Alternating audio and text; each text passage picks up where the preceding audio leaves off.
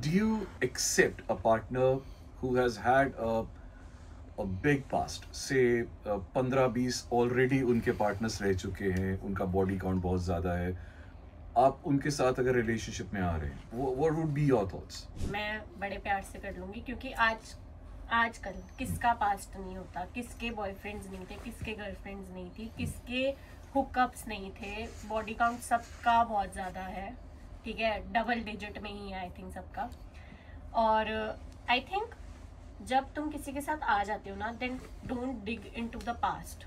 जो हो गया सो हो गया, हाँ, बहुत नहीं होना। That's why I said don't dig into the past. Even I agree, but इसमें मेरा एक टेक है कि किसी का अगर डबल डिजिट है और किसी का सिंगल डिजिट है, तो उसे इंतजार करना चाहिए उसका डबल का। मुझे रिलेशनशिप में आने के बाद ट्रस्ट ज्यादा उस पे होगा जिसका सिंगल डिजिट पे एक बार को। तो उसके लिए एक चीज और हो सकती है, आप वर्क हार्ड करो और आप भी डबल